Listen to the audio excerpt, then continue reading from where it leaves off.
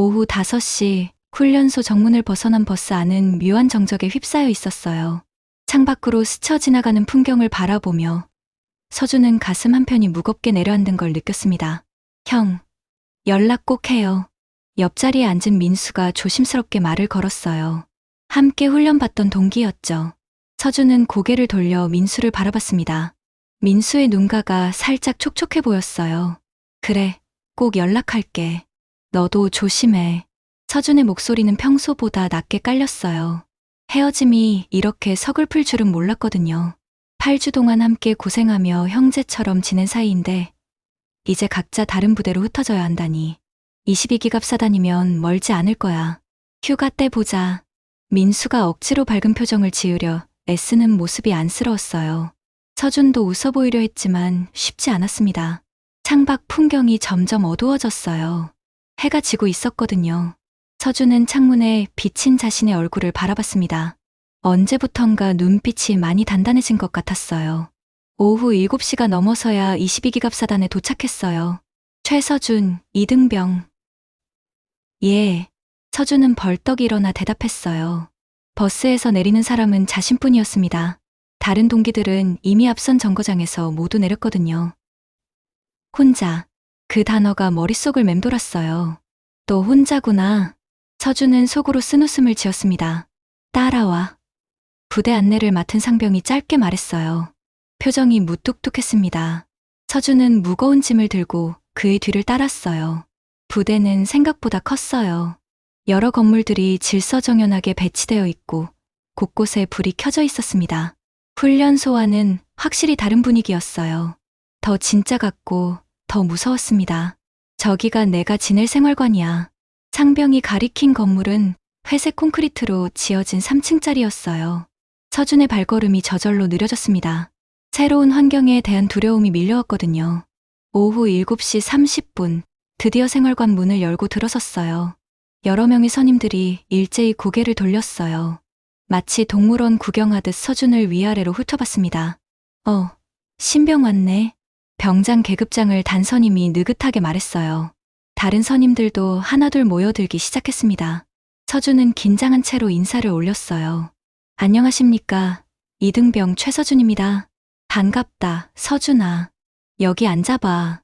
생각보다 분위기가 나쁘지 않았어요. 서준은 조심스럽게 지정된 자리에 앉았습니다. 선임들의 시선이 여전히 따가웠지만요. 나이는? 21입니다. 대학은? 서준의 표정이 순간 굳어졌어요. 이 질문이 나올 줄 알았지만 막상 듣고 보니 가슴이 무거워졌습니다. 중퇴했습니다. 왜? 가정 형편이 어려워서요. 생활관 안이 잠시 조용해졌어요. 선임들이 서로 눈치를 보는 게 느껴졌습니다. 서준은 고개를 숙인 채 다음 질문을 기다렸어요. 혹시 부모님은? 혼자 살고 있습니다. 짧고 단호한 대답이었어요. 더 이상 묻지 말아달라는 뜻이 담겨 있었습니다. 병장이 한숨을 가볍게 쉬었어요. 알겠다. 얘들아, 신병 너무 괴롭히지 마라. 서준아, 편하게 있어. 밤 9시가 되어 저녁 점호가 끝나고 개인 정비 시간이 시작됐어요. 서준은 자신의 자리에서 조용히 짐을 정리했습니다. 생각보다 많지 않은 짐이었어요. 가져올 것도 별로 없었거든요. 선임들이 하나둘 씻으러 가고 생활관이 조용해졌어요. 서준은 창밖을 바라봤습니다. 별이 몇 개 보였어요. 여기서 2년을 살아야 하는구나. 막막했어요. 훈련소에서는 모두가 똑같은 신병이었는데 이곳에서는 자신이 가장 아래였습니다. 선임들이 나쁜 사람들은 아닌 것 같았지만 여전히 조심스러웠어요. 서준아, 뒤에서 누군가 불렀어요. 돌아보니 상병 한 명이 서 있었습니다.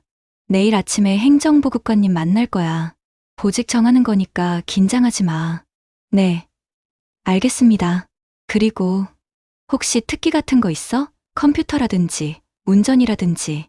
서준의 눈이 잠깐 밝아졌어요. 운전은 할 수 있습니다. 배달 알바 3년 정도 했거든요. 오, 진짜? 그럼 내일 그것부터 이야기해봐. 우리 부대에 운전병 자리 하나 비었거든. 다음 날 아침 서준은 행정보급관실 앞에서 긴장한 채로 서 있었어요. 들어와. 서준은 문을 열고 들어갔어요. 행정보급관이 서류를 보며 앉아 있었습니다. 40대 정도로 보이는 중사였어요. 최서준 이등병이지. 앉아. 네. 감사합니다. 어디 보자. 나이 21세. 대학 중퇴. 행정보급관이 서류를 훑어보더니 고개를 들었어요. 특기가 뭐야? 운전입니다. 배달 아르바이트를 3년 정도 했습니다. 배달. 오토바이? 네, 치킨, 중국 음식, 뭐든지 다 배달했어요. 길도 잘 외우고 빠른 배송이 장점입니다. 서준의 목소리에 자신감이 묻어났어요. 이것만은 자신 있었거든요. 행정보급관이 흥미롭게 바라봤어요. 좋아. 마침 운전병 자리가 하나 비었거든. 군용차 운전해 볼 수 있겠어? 네. 열심히 배우겠습니다. 오후 2시 차량 정비소에서 서준은 자신이 앞으로 몰게 될 차량과 첫 만남을 가졌어요. 이게 내가 몰 차야. 운전병 선임이 큰 트럭 앞으로 서준을 데려갔어요. K-511 2.5톤 트럭이었습니다. 서준의 눈이 휘둥그레졌어요. 우와, 정말 크네요. 크긴 뭐가 커? 이것도 작은 편이야. 일단 시동부터 걸어봐. 서준은 조심스럽게 운전석에 올라탔어요. 민간 차량과는 확실히 달랐지만 기본 구조는 비슷했습니다. 시동을 걸자 엔진이 웅웅거리며 살아났어요. 꽤 하는데? 정말 처음이야? 군용차는 처음입니다. 근데 생각보다 어렵지 않습니다. 서준의 얼굴에 처음으로 밝은 표정이 떠올랐어요. 뭔가 할 수 있는 일을 찾은 기분이었거든요. 좋아. 그럼 이따가 부대 밖 나가서 실제 운전해보자. 첫 임무는 내일부터야. 오후 4시, 드디어 처음으로 부대 정문을 나서는 순간이었어요. 서준은 핸들을 꽉 잡고 천천히 운전했습니다. 선임이 옆에서 길을 알려줬어요. 저기 사거리에서 우회전해. 네. 알겠습니다. 트럭이 부드럽게 우회전했어요. 서준의 운전 실력은 정말 괜찮았습니다. 야, 너 진짜 잘한다. 3년 동안 배달했다더니 실력이 다르네. 선임의 칭찬에 서준의 어깨가 조금 펴졌어요. 오랜만에 듣는 칭찬이었거든요. 창밖으로 펼쳐진 풍경을 보며 서준은 생각했어요. 군대 생활이 생각보다 나쁘지 않을지도 모르겠다고. 적어도 자신이 잘할 수 있는 일을 찾았으니까요. 하지만 서준은 아직 몰랐어요. 이곳에서 자신의 인생을 완전히 바꿀 일들이 기다리고 있다는 걸. 그리고 멀리 있는 친구가 자신을 얼마나 그리워하고 있는지도. 부대로 돌아가는 길, 서준은 처음으로 마음이 조금 편해지는 걸 느꼈어요. 혼자가 아닐지도 모른다는 희망과 함께 3개월이 흘렀어요. 서준은 이제 제법 부대에 적응한 상태였습니다. 운전병으로서 인정받기 시작했고 선임들과의 관계도 나쁘지 않았어요. 무엇보다 자신이 할 수 있는 일을 찾았다는 게 큰 위안이었습니다. 그날도 평소처럼 차량 점검을 마치고 취사장에서 늦은 점심을 먹고 있었어요. 다른 병사들과 별다를 것 없는 평범한 하루였죠. 최서준, 이등병. 갑작스러운 호명에 서준이 깜짝 놀라 고개를 들었어요. 중대 사무실에서 나온 일병이 서둘러 다가왔습니다. 중대장님이 부르십니다. 지금 당장 오시래요. 서준의 숟가락이 멈췄어요. 가슴이 갑자기 쿵쾅거리기 시작했습니다. 뭔가 잘못됐나? 최근의 사고를 친 기억은 없었어요. 오히려 칭찬받을 일은 있어도 꾸중들을 일은 없었거든요. 그런데 왜 갑자기 중대장이 부르는 걸까요? 알겠습니다. 서준은 서둘러 식사를 마치고 일어났어요. 주변 병사들의 시선이 따가웠습니다. 모두들 제가 무슨 일을 저질렀나 하는 표정이었어요. 중대장실로 향하는 길, 서준의 발걸음이 무거웠어요. 온갖 상상이 머릿속을 스쳐 지나갔습니다. 문을 두드리고 들어선 중대장실. 중대장이 심각한 표정으로 앉아 있었어요. 서준아. 앉아. 네. 중대장님. 서준은 조심스럽게 의자에 앉았어요. 중대장의 표정을 살펴봤지만 화가 났는지 기쁜지 알 수가 없었습니다. 혹시 너 면회 올 사람 있어? 예상치 못한 질문이었어요. 서준의 눈이 잠깐 흔들렸습니다. 아니요. 없습니다. 정말? 가족이나 친구나. 정말 없습니다. 서준의 목소리가 조금 떨렸어요. 면회라는 단어 자체가 그에게는 낯선 것이었거든요. 중대장이 고개를 갸웃거렸어요. 그런데 지금 면회 신청이 들어왔는데 김희재라는 사람이. 희재? 서준의 눈이 크게 떠졌어요. 심장이 미친 듯이 뛰기 시작했습니다. 희재가 정말입니까? 그래. 너 아는 사람 맞지? 서준은 대답하지 못했어요. 목구멍이 막힌 것 같았거든요. 희재라는 이름을 군대에서 듣게 될 줄은 꿈에도 몰랐습니다. 최서준 이병 괜찮나? 중대장의 목소리가 멀게 들렸어요. 서준의 머릿속에는 갑자기 과거의 기억들이 밀려들고 있었습니다. 18살이었어요. 서준에게는 인생의 모든 것이 무너진 해였습니다. 엄마, 아빠 어디 가는 거예요? 거실의 놓인 짐들을 보며 서준이 물었어요. 부모님은 서로를 바라보지도 않은 채 각자의 물건들을 정리하고 있었습니다. 서준아, 엄마랑 아빠가 이제 따로 살기로 했어. 엄마의 목소리는 차가웠어요. 눈물 한 방울 없는 건조한 목소리였습니다. 따로 산다는 게 무슨 뜻이에요? 이혼한다는 얘기야. 아빠가 짧게 말했어요. 그 역시 서준을 쳐다보지 않았습니다. 서준의 세상이 흔들렸어요. 물론 부모님이 자주 싸우시는 건 알고 있었지만 설마 이혼까지 할 줄은 몰랐거든요. 그럼 저는 어떻게 되는 거예요? 가장 중요한 질문이었어요. 하지만 부모님은 서로 눈만 마주치며 아무도 대답하지 않았습니다. 당분간 여기 있어. 월세는 3개월치 내놨으니까. 엄마가 마침내 입을 열었어요. 3개월 후에는요? 그때 되면 알아서 해야지. 알아서. 그 말이 서준의 가슴을 칼로 찌르는 것 같았어요. 18살짜리가 어떻게 알아서 하라는 건지 이해할 수 없었습니다. 부모님은 그날 저녁 정말로 집을 떠났어요. 아무런 계획도 약속도 없이 서준을 혼자 남겨두고 말이에요. 그날 밤 서준은 텅 빈 집에서 처음으로 혼자 잠을 잤어요. 무서웠어요. 앞으로 어떻게 살아야 할지 막막했습니다. 다음 날부터 서준의 진짜 인생이 시작됐어요. 첫 번째 해야 할 일은 돈을 버는 것이었어요. 고등학교는 계속 다녀야 했고 3개월 후에는 새로운 집도 구해야 했거든요. 편의점, 패스트푸드점, 배달, 할 수 있는 알바는 다 해봤어요. 학교가 끝나면 곧장 알바하러 가고 밤늦게 집에 와서 숙제하고 잠들기를 반복했습니다. 몸이 너무 힘들었어요. 수업 시간에 졸다가 선생님께 혼나는 일도 잦았습니다. 친구들과 어울릴 시간도 없었어요. 서준아, 요즘 왜 이래? 얼굴이 완전 피곤해 보여. 같은 반 민석이가 걱정스럽게 물었어요. 아니야, 괜찮아. 서준은 억지로 웃어 보였어요. 사정을 말할 수도 없었고 말한다고 해서 달라질 것도 없었거든요. 하지만 현실은 생각보다 훨씬 가혹했어요. 3개월이 지나자 정말로 집에서 나가야 했어요. 서준이 모은 돈으로는 보증금이 부족했습니다. 결국 고시원을 구할 수밖에 없었어요. 고시원은 정말 작았어요. 침대 하나 들어가면 꽉 찰 정도였습니다. 창문도 작고 햇빛도 잘 들지 않았어요. 이게 내 집이구나. 처음으로 현실을 받아들인 순간이었어요. 고등학교 2학년이 되면서 상황은 더 어려워졌어요. 알바 시간을 늘려야 했고 그러다 보니 학교 수업을 따라가기 힘들어졌습니다.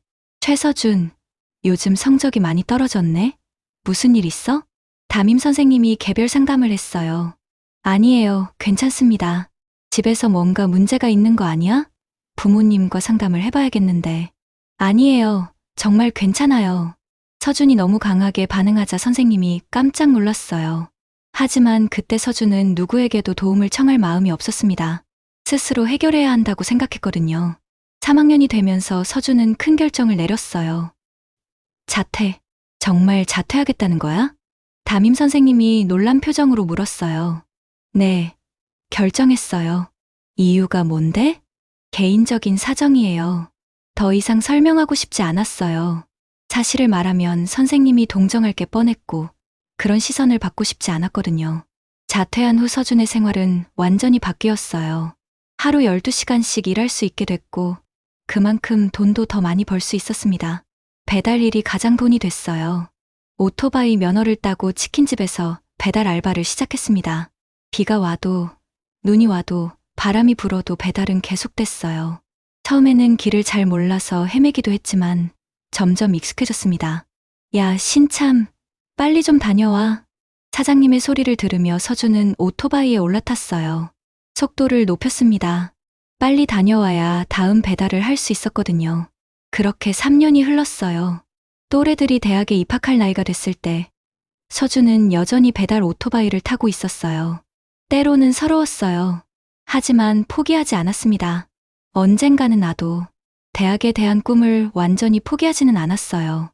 틈틈이 검정고시 공부도 했고, 나중에 기회가 되면 대학에 가고 싶다는 생각도 했습니다. 그러던 어느 날, 우편함에서 이상한 편지를 발견했어요. 입대 통지서. 서준아? 중대장의 목소리에 서준이 정신을 차렸어요. 언제부터인지 눈가가 촉촉해져 있었습니다. 죄송합니다. 잠깐 딴 생각을. 괜찮아. 그런데 면회는 받을 거지? 희재를 만난다는 것. 그것은 서준에게 과거와 현재가 만나는 순간을 의미했어요. 네. 받겠습니다. 서준의 목소리는 떨리고 있었지만 마음은 이미 결정된 상태였어요. 과연 희재는 어떻게 자신을 찾아낸 걸까? 그리고 왜 찾아오는 걸까? 궁금증과 기대, 그리고 약간의 두려움이 서준의 마음을 복잡하게 만들었습니다. 19살 겨울, 서준의 인생에 작은 기적이 찾아왔어요. 새벽 4시, 추위에 손이 꽁꽁 얼어붙을 것 같은 아침이었습니다. 서준은 오토바이에 우유를 가득 싣고 골목골목을 누비고 있었어요. 배달 일을 시작한 지 2년째. 이제는 눈 감고도 갈 수 있을 정도로 익숙한 길이었습니다. 그때였어요. 서준이 아니야? 뒤에서 누군가 불렀어요. 서준이 고개를 돌렸습니다. 낯익은 얼굴이 보였어요. 누구세요? 야, 나야, 김희재. 같은 중학교 다녔잖아. 희재? 서준은 기억을 더듬어 봤어요. 아, 맞네요. 2학년 때 옆반에 있던 아이였습니다. 키가 크고 항상 웃고 있던 아이. 하지만 그때는 별로 친하지 않았어요. 아, 안녕하세요. 서준의 대답은 차가웠어요. 사람들과 친해지는 게 어색했거든요. 특히 예전 학교 친구들을 만나는 건 더욱 불편했습니다. 야, 왜 그렇게 딱딱해? 우리 친구잖아. 희재가 밝게 웃으며 다가왔어요. 지금 배달 중이라서요. 죄송합니다. 서준은 서둘러 오토바이에 시동을 걸려고 했어요. 빨리 그 자리를 벗어나고 싶었습니다. 잠깐, 혹시 도움 필요하면 말해. 나도 운동 겸해서 같이 다닐까? 괜찮습니다. 서준은 냉정하게 거절하고 떠났어요. 하지만 이상하게 마음 한구석이 따뜻해지는 걸 느꼈습니다. 오랜만에 누군가 자신에게 관심을 보인 것 같았거든요. 이틀 후, 같은 시간, 같은 장소, 희재가 또 나타났어요. 안녕, 서준아. 이번에는 운동복을 입고 있었어요. 정말로 운동하러 나온 것 같았습니다. 안녕하세요. 오늘은 진짜 같이 다녀도 될까? 새벽 운동 겸해서. 희재의 눈이 반짝였어요. 진심으로 보였습니다. 서준은 잠깐 망설였어요. 사실 혼자 다니는 게 익숙했거든요. 하지만 희재의 밝은 표정을 보니 거절하기가 어려웠습니다. 알겠어요. 하지만 방해하면 안 돼요. 당연하지. 고마워. 그렇게 희재와의 새벽 동행이 시작됐어요. 처음에는 어색했어요. 서준은 말수가 적었고 희재는 계속 말을 걸려고 했거든요. 야, 서준아. 중학교 때 이후로 처음 보는 것 같은데 그동안 뭐 했어? 별거 없는데. 고등학교는 어디 다녀? 관뒀어. 짧은 대답만 계속됐어요. 희재는 더 이상 묻지 않았습니다. 대신 조용히 서준의 뒤를 따라왔어요. 배달을 모두 마치고 돌아오는 길. 희재가 편의점 앞에서 멈춰 섰어요. 서준아, 배고프지 않아? 라면 먹고 갈까? 아니, 괜찮아. 아, 그래? 나는 좀 배고픈데. 희재가 아쉬운 표정을 지었어요. 서준은 그 모습을 보며 조금 미안해졌습니다. 잠깐만. 서준도 편의점으로 들어갔어요. 희재의 얼굴이 환해졌습니다. 와, 고마워. 뭐 먹을래? 아무거나. 둘은 컵라면을 하나씩 끓여서 편의점 앞 테이블에 앉았어요. 새벽 6시, 아직 해가 뜨기 전이었습니다. 따뜻하다. 희재가 김이 모락모락 나는 라면을 후루룩 먹으며 말했어요. 서준도 조용히 라면을 먹었어요. 오랜만에 누군가와 함께 먹는 식사였습니다. 이상하게 마음이 편해졌어요. 서준아. 응. 혹시 힘든 일 있으면 언제든지 말해. 나는 친구라고 생각하거든. 희재의 목소리가 진지해졌어요. 서준은 고개를 들어 희재를 바라봤습니다. 진심 어린 눈빛이었어요. 고마워. 처음으로 서준의 목소리에 감정이 담겼어요. 그 이후 희재는 거의 매일 나타났어요. 새벽 배달을 마치고 나면 함께 라면을 먹고 때로는 커피를 마시며 이야기를 나눴습니다. 너희 집은 어떤 일해? 서준이 처음으로 희재에게 개인적인 질문을 했어요. 아빠가 작은 회사 다니셔. 그냥 평범한 직장인이야. 너는? 나는 혼자 살아. 혼자? 부모님은? 이혼하셨어. 희재의 표정이 놀라면서도 안쓰러워졌어요. 하지만 동정하는 눈빛은 아니었습니다. 힘들었겠다. 이제는 괜찮아 익숙해졌거든. 그래도 정말 대단한 것 같아. 나는 엄마 아빠 없으면 아무것도 못할 것 같은데. 희재의 말에는 진심이 담겨 있었어요. 서준은 처음으로 자신을 불쌍하게 보지 않는 사람을 만난 기분이었습니다. 계절이 바뀌고 둘의 우정도 깊어졌어요. 희재는 대학생이 됐고 서준은 여전히 배달 일을 했어요. 환경은 달랐지만 우정에는 변함이 없었습니다. 서준아, 요즘 어때? 뭐가? 혼자 사는 거 외롭지 않아? 글쎄, 예전에는 외로웠는데 요즘은 괜찮아. 서준이 희재를 보며 살짝 웃었어요. 왜? 너라는 친구가 생겼잖아. 희재의 얼굴이 빨개졌어요. 야, 갑자기 왜 이래? 쑥스럽게. 하하, 미안. 두 사람 모두 웃었어요. 정말 친구가 된 기분이었습니다. 하지만 행복한 시간은 오래가지 않았어요. 대학교 2학년이 된 희재에게 큰 일이 일어났습니다. 서준아, 희재의 목소리가 평소와 달랐어요. 침울하고 무거웠습니다. 왜? 무슨 일 있어? 우리 아빠가 사업을 하려고 했는데 실패했어. 사업? 친구 보증을 잘못 썼나 봐. 갑자기 빚이 엄청 생겼어. 희재의 눈가가 빨갛게 변했어요. 울지 않으려고 애쓰는 모습이 역력했습니다. 얼마나 심각해? 5천만 원 정도. 집도 팔아야 할 것 같아. 서준의 가슴이 철렁 내려앉았어요. 5천만 원이라니 상상도 할 수 없는 큰 돈이었습니다. 대학교는?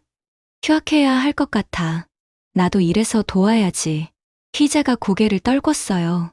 꿈을 포기해야 하는 현실이 받아들여지지 않는 것 같았습니다. 서준은 아무 말도 할 수 없었어요. 위로의 말을 하고 싶었지만 뭐라고 해야 할지 몰랐거든요. 그날 밤, 서준은 잠을 이룰 수 없었어요. 희재를 생각하니 가슴이 아팠어요. 그 밝던 아이가 이렇게 힘들어하는 모습을 보기가 괴로웠습니다. 내가 도울 수 있는 방법은 없을까? 서준은 자신의 통장을 확인해 봤어요. 3년 동안 모은 돈이 4천만 원 정도 있었습니다. 5천만 원에는 부족했지만 그래도 큰 도움이 될 수 있을 것 같았어요. 하지만 그 돈은 서준의 전부였어요. 대학에 가려고 모은 돈이었고 미래를 위한 유일한 희망이었습니다.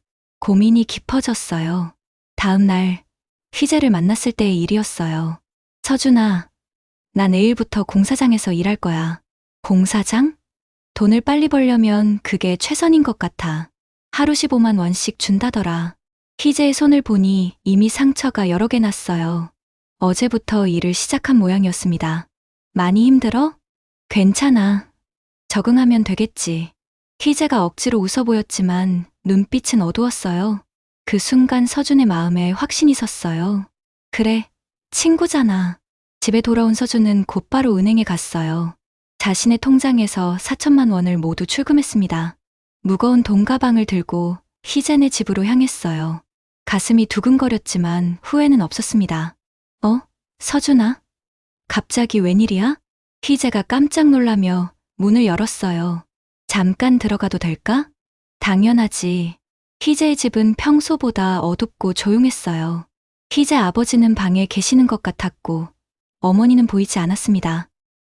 이거, 서준이 돈 가방을 희재 앞에 내려놓았어요. 뭐야? 이게? 돈이야. 4천만 원. 희재의 눈이 커졌어요. 돈.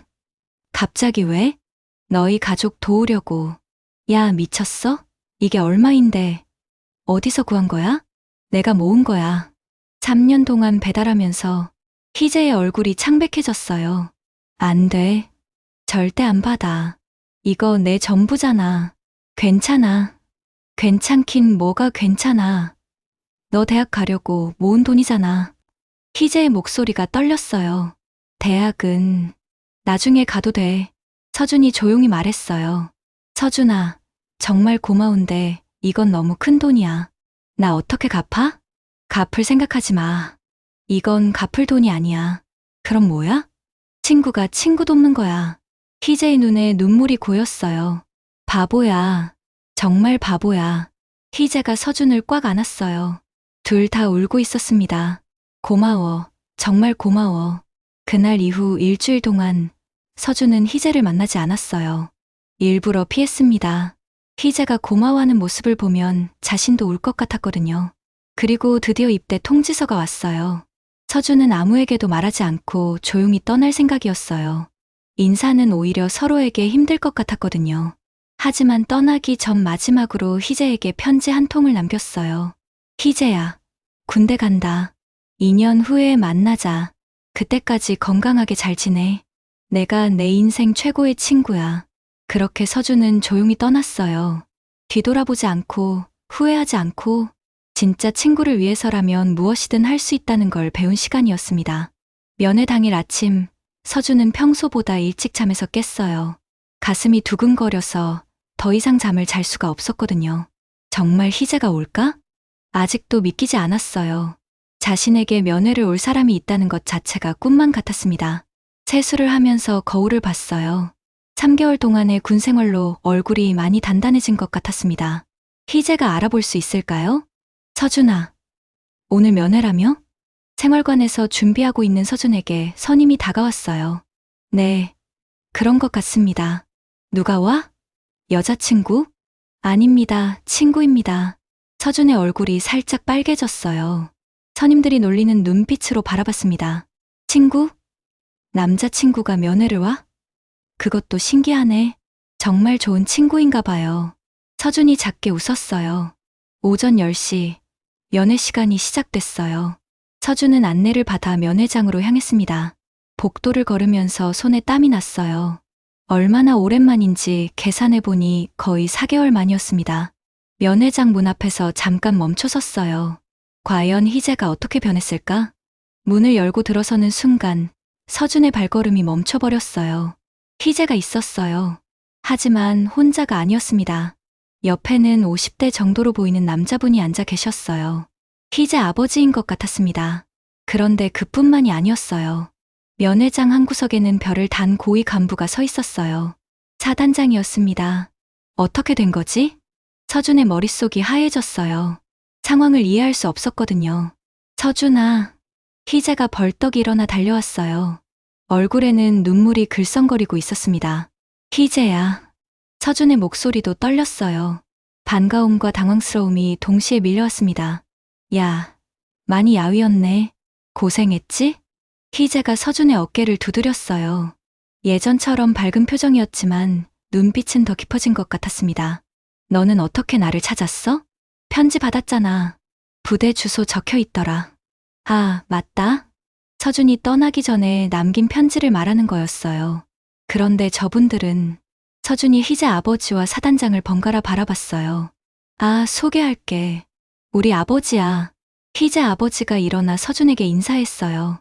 안녕하세요, 서준군. 희재한테 많이 들었어요. 안녕하십니다. 서준이 깍듯하게 인사를 올렸어요. 그런데 희재 아버지의 표정이 남다르게 진지했습니다. 정말 고마워요. 갑자기 희재 아버지가 90도로 허리를 숙였어요. 아, 아니에요. 일어나세요. 서준이 깜짝 놀라 희재 아버지를 부축했어요. 서준 씨가 도와주지 않았다면 우리 가족이 어떻게 됐을지. 희재 아버지의 목소리가 떨렸어요. 진심이 담긴 감사의 마음이었습니다. 정말 괜찮습니다. 당연한 일이었어요. 서준이 당황하며 말했어요. 그때 사단장이 다가왔습니다. 최서준 이병, 수고 많아. 사단장님. 서준이 얼른 경례를 올렸어요. 사단장이 부드럽게 웃었습니다. 편하게 해. 오늘은 특별한 날이니까. 그런데 사단장님은 어떻게? 김 사장님과는 오랜 친구 사이야. 사단장이 희재 아버지를 바라보며 말했어요. 김 사장님? 서준이 고개를 갸웃거렸어요. 아, 우리 아버지가 작은 회사를 운영하거든. 서준이 내가 도와준 덕분에 다시 일어설 수 있었어. 희재가 설명했어요. 회사요? 응. 내가 준 돈으로 빚을 정리하고 새로운 사업을 시작했거든. 지금은 제법 잘 되고 있어. 서준의 눈이 커졌어요. 자신이 준 돈이 그렇게 큰 도움이 됐다는 걸 처음 알았거든요. 희재 아버지가 다시 말을 이었어요. 서준 씨 덕분에 우리 가족이 다시 살 수 있게 됐어요. 그래서 꼭 한번 보고 감사 인사를 드리고 싶었거든요. 그런데 사단장님과는 어떻게? 우리 둘이 군대 동기야. 30년 넘게 친하게 지내고 있지. 사단장이 웃으며 말했어요. 희재가 부대 주소를 가지고 나한테 상담을 했거든. 혹시 면회가 가능한지 물어보면서 서준은 이제 상황을 이해했어요. 희재가 아버지에게 이야기했고 희재 아버지가 사단장인 친구에게 도움을 요청한 거였습니다. 그래서 특별히 시간을 내서 온 거야. 감사합니다, 사단장님. 서준이 다시 경례를 올렸어요. 사단장이 손을 내저었습니다. 아니야, 내가 고마워해야 할 사람이지. 이런 훌륭한 병사가 우리 부대에 있다는 게 자랑스러워. 서준의 얼굴이 빨개졌어요. 과찬이라는 생각이 들었거든요. 앉아서 이야기하자. 모두 테이블에 둘러앉았어요. 희재가 가방에서 뭔가를 꺼냈습니다. 서준아, 이거 두툼한 봉투였어요. 뭐야? 내가 준 돈이야. 이자까지 쳐서. 서준이 깜짝 놀랐어요. 왜? 갚으라고 준 게 아니라고 했잖아. 알아. 근데 받아. 이건 빚이 아니라 친구로서 받아야 할 돈이야. 희재의 목소리가 진지했어요. 무슨 뜻이야? 우리 회사가 잘 되고 있거든. 서준이 내가 투자자 1호인 셈이야. 희재 아버지가 웃으며 말했어요. 투자자요? 내가 어려울 때 도와준 덕분에 지금의 우리가 있어. 그러니까 당연히 나눠 가져야지. 서준은 말문이 막혔어요. 그냥 친구를 도운 것뿐인데 이렇게까지 생각해 줄 줄은 몰랐거든요. 정말 받기 어려워요. 받아. 안 받으면 우리가 더 마음 아파. 희재가 봉투를 서준 손에 꾹 쥐어줬어요. 사단장이 옆에서 지켜보며 흐뭇하게 웃고 있었어요. 정말 좋은 친구들이구나. 보기 좋아. 사단장님, 감사합니다. 이렇게 시간 내주셔서. 희재 아버지가 고개를 숙였어요. 뭘, 친구 일인데. 그리고 서준이 이런 아이인 줄 몰랐어. 더 잘 챙겨줘야겠네. 서준이 민망해했어요. 아니에요. 전 그냥 겸손해하지 마. 내 나이에 그런 결정을 내리기 쉽지 않아. 사단장의 말에 서준은 아무 대답도 할 수 없었어요. 그런데 서준아, 군 생활은 어때? 희재가 화제를 바꿨어요. 괜찮아. 운전병이라서 재미있어. 운전병? 어울린다. 옛날에 배달할 때도 운전 잘했잖아. 맞아. 그때 경험이 도움이 많이 돼. 둘이 이야기하는 모습을 보며 희재 아버지와 사단장도 미소를 지었어요. 전역하면 뭐 할 거야? 아직 잘 모르겠어. 일단 전역하고 나서 생각해 볼게. 우리 회사 어때? 관리직이 비어 있는데. 희재 아버지가 제안했어요. 아, 감사하지만 당장 대답하지 마. 천천히 생각해봐. 면회 시간이 훌쩍 지나갔어요. 오랜만에 만난 친구와 이야기하니 시간 가는 줄 몰랐습니다. 이제 가봐야겠다. 희재가 아쉬운 표정으로 말했어요. 벌써? 응. 너무 오래 있으면 부대에서 싫어할 것 같아. 사단장이 웃었어요. 오늘은 특별히 봐줄게. 감사합니다. 모두 일어났어요. 헤어질 시간이었습니다. 서준아, 편지 자주 써. 응, 너도. 그리고 아프지 마. 몸 조심하고. 알겠어. 희재가 서준을 꽉 안았어요. 둘 다 눈물을 참고 있었습니다. 정말 고마워. 평생 잊지 않을게. 나도 고마워. 찾아와 줘서. 희재 아버지도 서준에게 인사했어요. 서준 군, 우리 가족의 은인이에요. 건강하게 전역하세요. 네. 감사합니다. 사단장이 마지막으로 서준의 어깨를 두드렸어요. 수고해. 앞으로도 잘 부탁해. 네. 사단장님. 면회가 끝나고 서준은 생활관으로 돌아왔어요. 손에는 희재가 준 봉투가 들려 있었습니다. 선임들이 몰려왔어요. 어땠어? 면회 잘 받았어? 네. 잘 받았습니다. 누가 왔는데? 사단장님도 계셨다며? 친구랑 친구 아버지가 오셨습니다. 친구 아버지가 사단장님이랑 아는 사이구나? 네, 그런 것 같습니다. 서준은 자세한 이야기는 하지 않았어요. 너무 개인적인 일이라고 생각했거든요. 하지만 마음은 정말 따뜻했어요. 자신에게도 이렇게 소중한 사람들이 있다는 걸 새삼 깨달았습니다. 그날 밤, 서준은 오랜만에 편안한 잠을 잤어요. 꿈에서도 희재와 함께 웃고 있었습니다. 면회가 끝나고 생활관으로 돌아온 서준을 보며 선임들이 신기한 표정을 지었어요. 야, 서준아, 너 친구 아버지가 진짜 대단한 사람이구나? 그냥 평범한 분이에요. 서준이 겸손하게 답했지만 속으로는 뿌듯했어요. 자신의 선택이 옳았다는 걸 확인한 기분이었거든요. 평범한 사람이 사단장님이랑 친구야? 어디가 평범해? 상병이 눈을 크게 뜨며 말했어요. 정말 평범해요. 작은 회사 운영하시는 분이거든요. 서준은 희재네 가족의 과거 어려움에 대해서는 말하지 않았어요.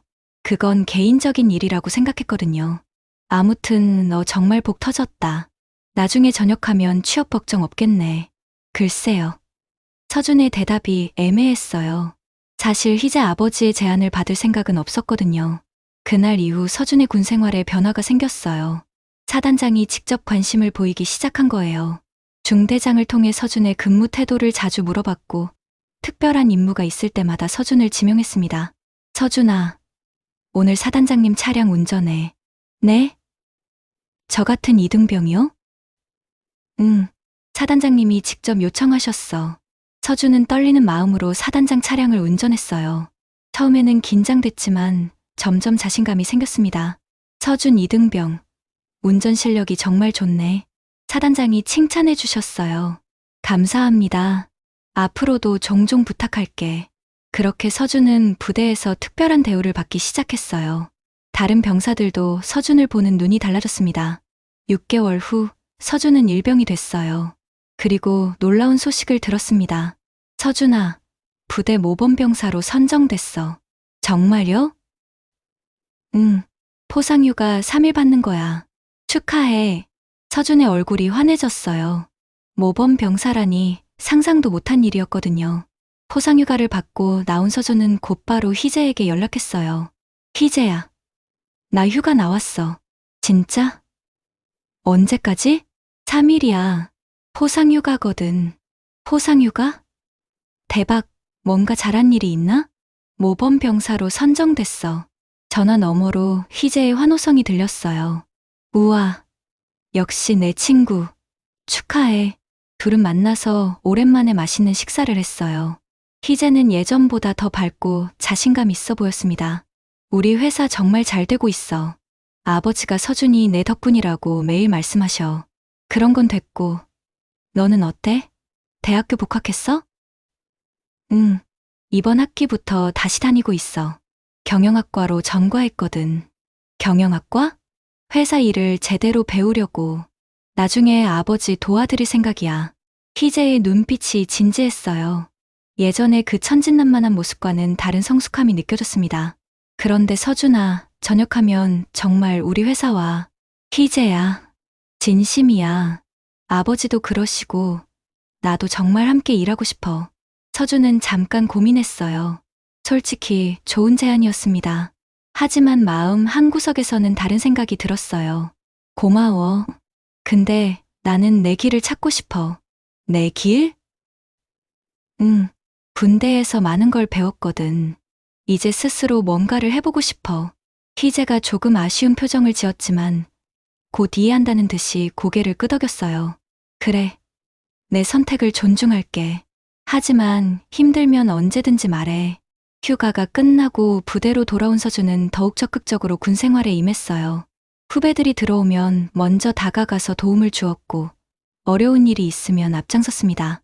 리더십을 발휘하기 시작한 거예요. 최서준 일병, 신병들 교육 맡아줄 수 있어? 네, 맡겨주세요. 서준은 신병들에게 자신의 경험을 나누어 주었어요. 군대는 힘든 곳이야. 하지만 여기서 배울 수 있는 게 정말 많아. 어떤 걸 배우는 건가요? 책임감, 협동심, 그리고 가장 중요한 건 자신감이야. 신병 중 한 명이 손을 들었어요. 선임, 저희는 언제쯤 적응할 수 있을까요? 시간이 지나면 자연스럽게 돼. 중요한 건 포기하지 않는 거야. 서준의 말에는 진심이 담겨 있었어요. 자신의 경험에서 나온 진짜 조언이었거든요. 1년이 더 지나고 서준은 상병이 됐어요. 이제는 부대에서 없어서는 안 될 사람이 되었습니다. 운전 실력은 물론이고 후배들을 잘 챙기는 것으로도 유명했어요. 최서준 상병, 부사관 지원해 볼 생각 없어? 중대장이 제안했어요. 부사관이요? 그래, 자네 정도면 충분히 할 수 있을 것 같은데. 서준은 고민했어요. 부사관이 되면 안정적인 직업을 가질 수 있었습니다. 하지만 마음 깊은 곳에서는 다른 꿈이 꿈틀거리고 있었어요. 감사하지만 전역 후에 다른 계획이 있어요. 그래? 뭔데? 창업을 해보고 싶습니다. 중대장이 놀란 표정을 지었어요. 창업. 뭘로? 물류 운송업이요. 운전 경험도 있고 군대에서 배운 것들을 활용해보고 싶습니다. 서준의 목소리에는 확신이 담겨 있었어요. 드디어 저녁 날이 다가왔어요. 마지막 날, 서준은 후배들 앞에서 작별 인사를 했습니다. 여러분, 2년 동안 함께해서 정말 고마웠어요. 후배들이 아쉬운 표정으로 서준을 바라봤어요. 선임, 한 말씀 해주세요. 가장 막내가 말했어요. 서준은 잠깐 생각한 후 입을 열었어요. 여러분에게 하고 싶은 말이 있어요. 모든 후배들이 집중했습니다. 환경이 사람을 만드는 게 아니라 사람이 환경을 만들어요. 무슨 뜻인가요? 어려운 상황이 와도 포기하지 마세요. 그 상황을 이겨낼 방법을 찾으세요. 그러면 여러분이 더 강해질 거예요. 서준의 말에 후배들이 고개를 끄덕였어요. 그리고 혼자가 아니라는 걸 기억하세요. 주변에 도움을 줄 사람들이 반드시 있어요. 선임님처럼 되고 싶습니다. 한 후배가 진심으로 말했어요. 여러분은 여러분만의 길이 있어요. 그 길을 당당하게 걸어가세요. 저녁식이 끝나고 서준은 부대 정문을 나섰어요. 희재가 기다리고 있었습니다. 축하해. 드디어 저녁이다. 고마워. 마중 나와줘서. 당연하지. 내 친구인데. 둘은 포옹했어요. 그런데 정말 창업할 거야? 응.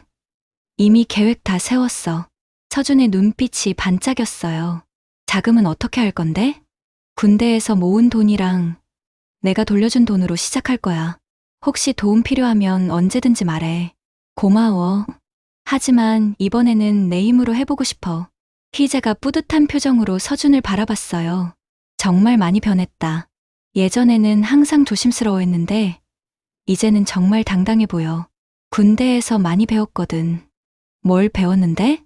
내가 생각보다 강한 사람이라는 걸. 서준이 환하게 웃었어요. 그리고 혼자가 아니라는 것도. 둘은 웃으며 걸어갔어요. 6개월 후 서준은 작은 물류회사를 차렸어요.